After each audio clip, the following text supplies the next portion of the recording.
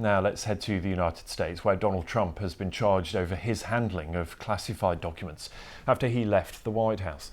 His lawyer confirmed 7 counts, including obstruction, making false statements and conspiracy, but they haven't yet been made public.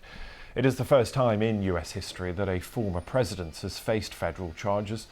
Mr. Trump is due in court in Miami on Tuesday. He's defiantly protested his innocence. Our North America correspondent Jessica Parker has the story. Former President Donald Trump's lawyers have been told that he's the target of a federal criminal investigation. An American politician like no other, once again in hot legal waters. Now, earlier this evening, the news came from the defendant himself. Donald Trump told his millions of followers on Truth Social that he was going to be indicted. A sealed indictment has charged the former president of the United States in what is reportedly a 7-count indictment. Our breaking news tonight, the federal indictment of Donald Trump. The first time in American history that a former president has faced federal charges. Donald Trump declaring he'd been indicted over what he calls the boxes hoax. It was all a big hoax. You had 2 impeachments, and they lost and we won, and we had tremendous support.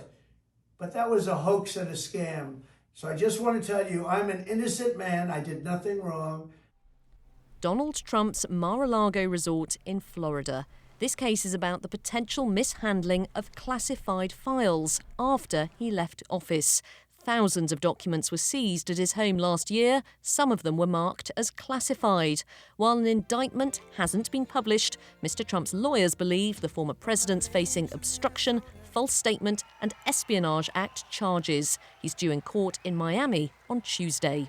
I think there are some legitimate questions about the weaponization of the criminal justice system with regard to Donald Trump. I thought that in the United States, when someone runs for president, that it ought to be ultimately the people who decide about their leaders. And he really is running for president again. He has a base of fervent supporters. Polls suggest he's currently leading the race to secure the Republican nomination. That's after already being indicted in a separate case earlier this year in which he also denies wrongdoing. Wait. Some Republicans have accused the Biden administration of overseeing a stitch-up in the courts, something the current president strongly denies. I have never once, not one single time, suggested to the Justice Department what they should do or not do, or else to bring in a charge or not bring in a charge. I'm honest. This is not politics as usual, but with Donald Trump, it never is. Jessica Parker, BBC News in Washington, D.C. So, President Trump has been indicted, but some of this is pretty complicated. So let's try and answer some of the questions that you're asking online. Well, firstly, an indictment. That's the document that sets out details of charges. It's basically designed to ensure that the accused has notice of the alleged criminal offences. Mr. Trump faces 7 charges. They include conspiracy, false statements, obstruction of justice, and illegally retaining classified documents. Well, he'll leave his home in Florida to appear in court in Miami on Tuesday, but it's unlikely that he'll be fingerprinted or handcuffed. Theoretically, he could be jailed if he's found guilty. The Espionage Act violations can carry up to 10 years in prison, but the charges may be difficult to prove. Legal experts say, as things stand, Mr. Trump will still be able to enter the presidential race. But he does face all sorts of other legal problems, from probes into his New York businesses to various sex abuse allegations. Well, given those other cases, how significant could these latest allegations actually be? Well, I spoke to Joseph Cotry-Monson, a criminal defence lawyer. He told me what they could all mean for Donald Trump.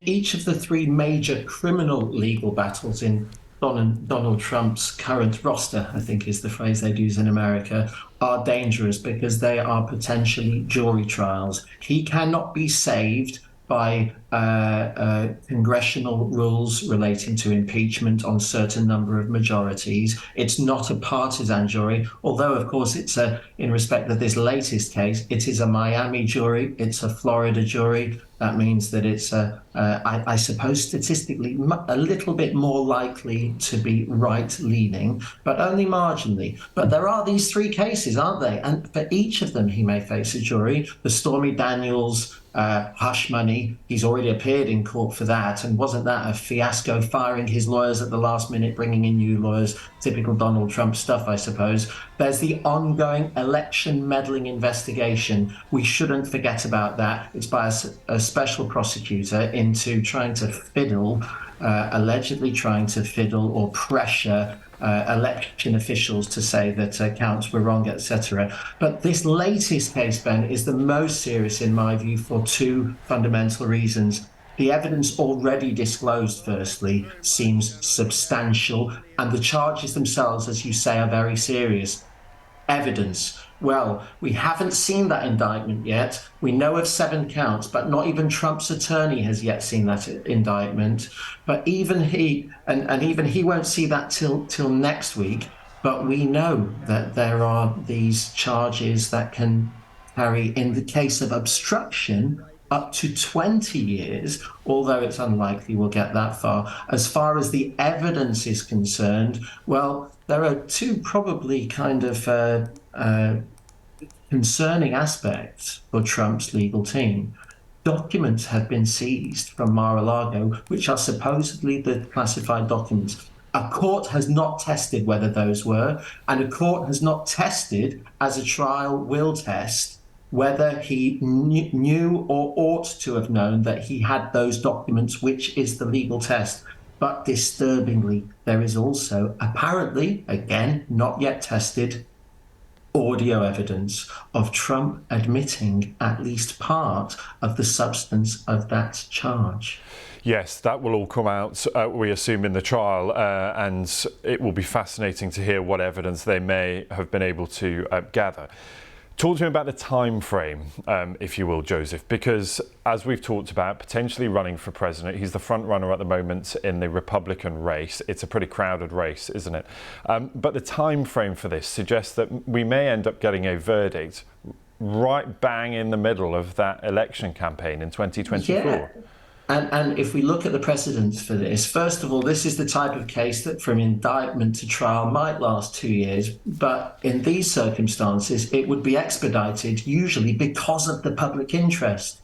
That said, Trump and his lawyers will need time to consider these thousands and thousands of documents and prepare their case. And I don't think much allowance would or should be made for his electoral ambition commitments in the meantime. So a likely timetable of, let's say, this time next year, completely not out of the question.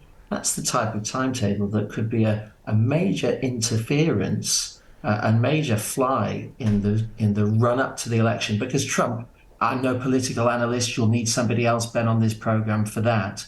But he's not just a favorite. He is the absolute favorite to be running that election on behalf of the Republican Party. The views there on President Trump and the challenge ahead, a criminal defense lawyer explaining some of the issues that lie ahead for him now.